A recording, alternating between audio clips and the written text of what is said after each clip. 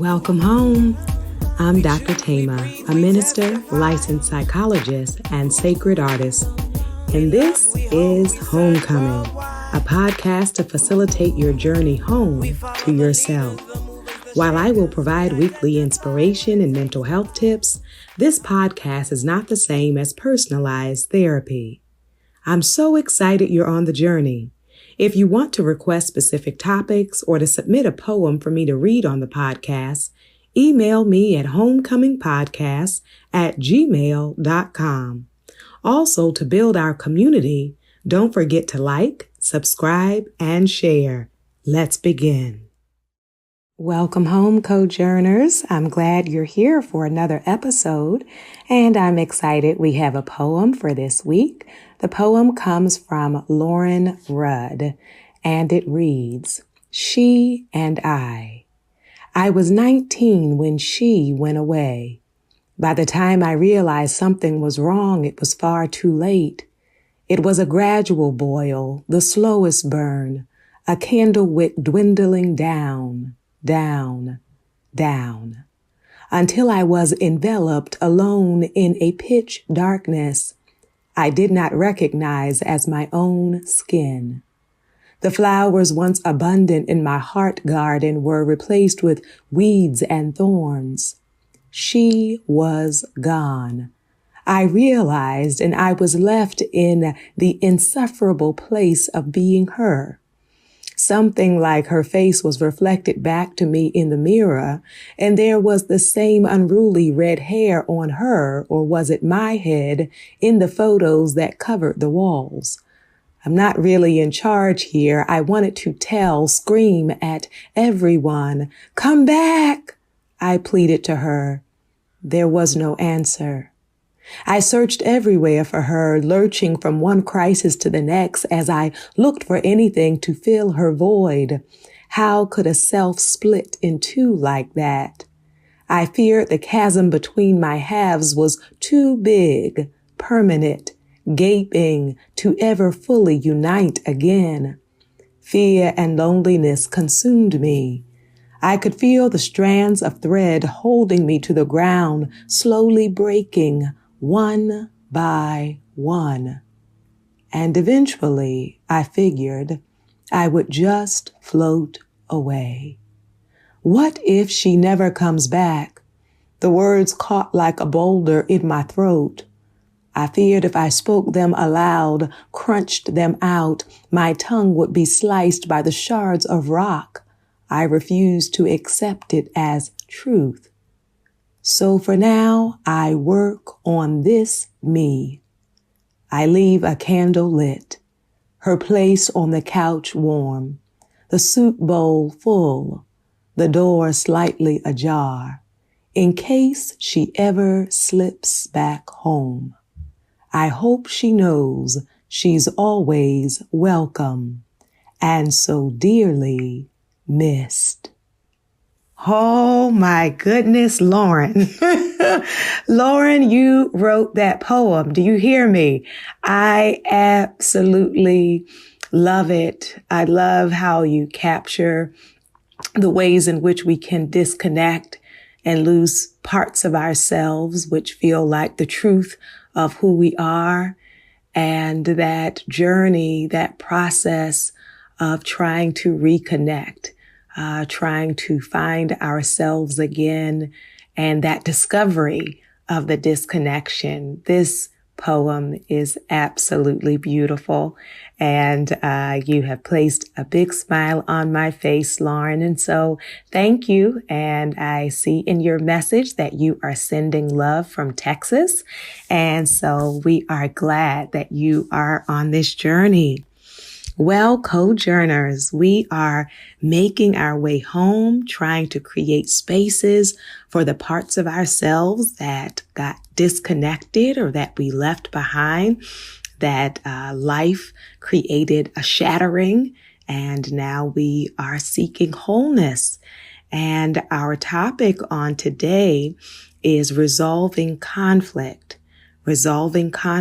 And this is so important because when we are disconnected from ourselves and when we have experienced a lot of stress or a lot of trauma, not only is our relationship with ourself often impaired, but our relationship with others can be very difficult. And so a part of our healing and our homecoming is how to handle our disagreements, how to handle tension or conflict, to try not to panic, to try not to freeze, to try to be present for it, to be able to process it, because a part of our aims with wellness is to be able to have healthy relationships. And healthy relationships, whether with family, with friends, with romantic partners, or in the work or school environment, in your faith-based community or general community, require the capacity to be able to communicate, to connect, and to even heal ruptures, because there will be moments that do not rise to the level of abuse, where it is simply a disconnect or a disagreement or a disappointment. And we want to be able to address those in healthy ways. And so I invite you to reflect in this moment about your journey and progress as it relates to resolving conflict. What has been your historical approach?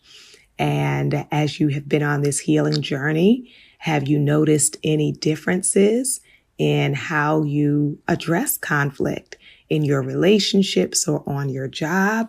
Because when we do not handle it well at work, it can result in demotion and isolation, in being passed over, in leaving when there was an opportunity for us to rebuild or to restore.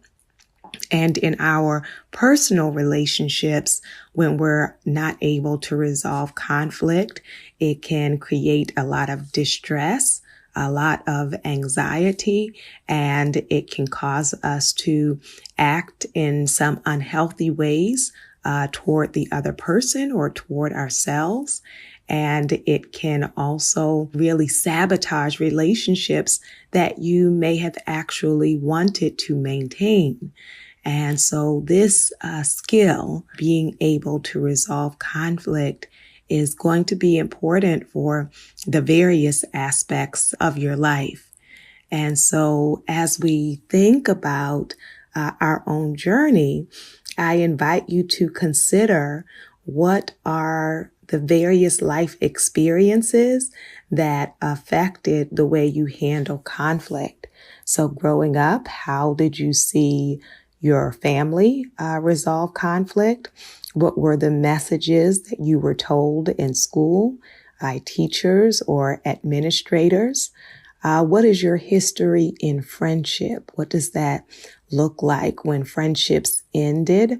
Why and how did they end? When you have had disagreements with a dating partner or a spouse, when there has been disappointment or disconnection, what has been your tendency? What did you observe in terms of how other people respond to you and in terms of your own responses? And so we want to know ourselves. That's a part of homecoming, when I can be tuned into my own stuff, my own issues, my own baggage, my own patterns and tendencies. And so as I'm honest with myself, then I can start to recognize there are some ways in which I feel good about the ways I have addressed conflict. And there are some moments, some seasons, some relationships or some jobs where I know I did not handle that well. or I did not handle it in a way that really honored me or honored the other person or the process. And so we say that not to beat up on ourselves, but as a point of growth. When I acknowledge a potential growth area, it opens me up to be able to work on it. And that is one of the things that Lauren said in her poem, is that she will continue to work on me. And each of us are continuing that journey. So the first piece with conflict resolution, I would say, is really understanding yourself and your own emotions.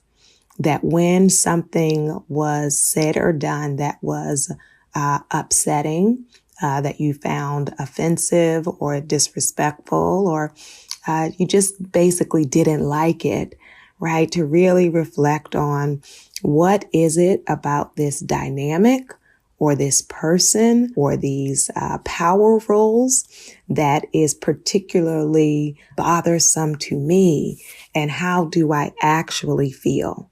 Do I give myself permission to acknowledge a range of feelings? So some of us, we have kind of one note, which is neutral or angry.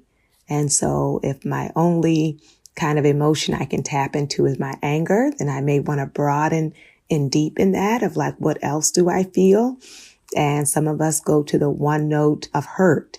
And so, even if someone just has a difference of opinion, then we can take that as a personal slight or as an attack, or it must mean that they're saying I'm stupid, right? So then when we interpret every experience of disagreement as they must not like me, that can leave us in a very hurt place a good portion of the time. And so people's interactions with you may be very fragile. And then for some of you who are listening, when there is tension or disruption, your nervous system may immediately go to shut down. And so as soon as the slight occurs, you're numb. Yeah. And it's the, I don't care. And people say, are you upset? No, I don't care. I don't care. And the I don't care is the armor, and it doesn't create room for us to communicate, to talk, to heal it, to address it, because we have even convinced ourselves we don't care about the things that we actually deep down care about. And then there are those of us, when you feel that panic of conflict, of tension, there is the avoidance. And so, you're quick to shut it down, quick to exit, quick to be done, and there is no room for dialogue. And so getting a sense of what is it I am really feeling, and what in this moment is creating that feeling, and being tuned into my triggers, meaning is this moment representing something larger to me than what is happening in the present. And it's important for us to be aware of that within ourselves, because that can help to understand the intensity of what we're feeling. And that can also help the other person to understand the intensity of what I'm feeling. So, for example, if you have a history of people not listening to you, talking over you, and perhaps in your prior relationship, the person did that and it was very toxic and emotionally abusive. And so now you're having a conversation with a new person, and they get excited and they're talking at the same time you're talking, which is not a good thing to do. However, if your response goes to a level 10, it's often the cumulative effect that I'm not just responding to this moment of you speaking at the same time as me, but for every other moment that someone spoke at the same time as me, and I froze, or I didn't defend myself, I didn't speak up for myself. So now I'm kind of in warrior mode of like, never again, right? So we want to be aware, is it present? Is it past? Is the present reminding me of, bringing up for me the past? And so I can have more understanding within myself of why is this so charged, right? Why is there such intensity here? So that self-understanding can help as we are engaging in conflict resolution. And then it can also be helpful to learn ways to regulate my own emotions or to comfort and soothe myself, right? And the reason this skill is important, one, there will be times in our lives where we will be there in that moment by ourselves, right? And so I do want to have the capacity to comfort myself, to love myself, to give myself permission to breathe, perhaps permission to grieve, permission to feel. And in relationship, the reason why this skill is so important is if both people are upset, then it will be really difficult if you are depending on the upset person to comfort you, to calm you, to soothe you, right? Because they're in their own upset, right? And so, of course, eventually in relationship, in friendship, in partnership, we want to be able to give that to each other. But when the tension is happening with each other, there also needs to be the capacity to regulate, to calm, to bring clarity within yourself, right? As they hopefully are doing that as well. So you're both kind of checking yourself, regulating yourself, calming yourself so that these moments of conflict or tension do not have to always be explosive, right? That it does not have to always go into warrior mode when I can soothe myself. And then when I have been able to kind of reflect, I have this moment of self-awareness, and the time you need for that may vary. You know, some people in the moment, like it'll come out of your mouth and you'll know like, oh, I shouldn't have said that. That wasn't really about you. That wasn't really for you. You know, I'm upset about something that happened earlier or in that moment. You reminded me of this person. So for some people at some points, there'll be kind of an instant recognition and you can kind of bring yourself down. And some people, it is more that they need more sacred pause. So they may say, can we put a pause on this conversation? It's important and I want to have it, but I'm not clear. So I just want to go for a walk. And if that works for you, when I come back, I would love for us to talk about like what is happening in this moment, right? And so honoring your process, and that also means honoring the other person's process, right? So some of us are like, you want to talk it all out, like till all hours of the night until it's all figured out. And some people are kind of have the rhythm of, I need to sleep on it. I need to journal. I need to walk. I need to reflect. So then there will need to be some compromise so that we can actually show up for the communication.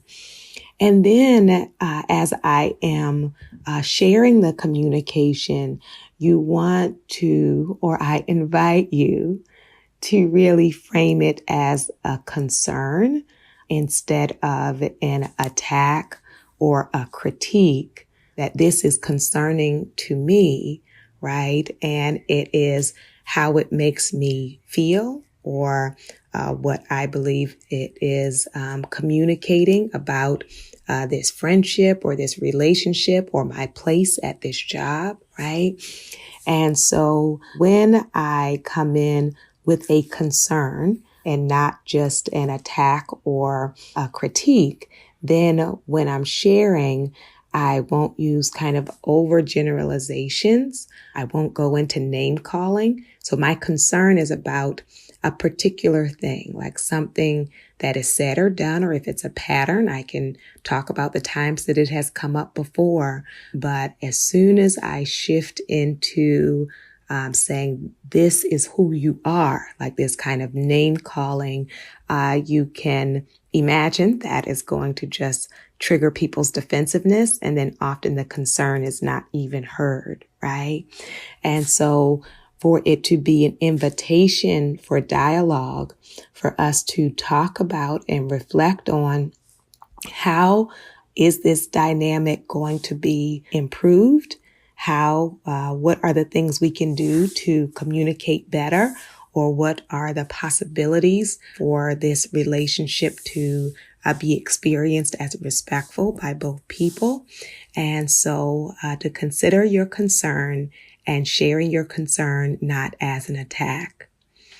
The next piece is, if I ultimately am prioritizing and valuing the relationship, I want us to come up with a solution, not just to prove that I'm right, right? So if I am just debating with a stranger, and like you say your points, I say my points, and I'm the winner, well, okay, like that is one way to go, where you don't have to have any concern for the other person because I'm just here to win, right? But when I have decided that I actually want to keep working here, or I have decided this friendship means a lot to me and I want to keep this friendship, or this romantic relationship is a priority to me, so I want the relationship to win, I want us to win, then I am not careless in my languaging. I'm not careless in my tone,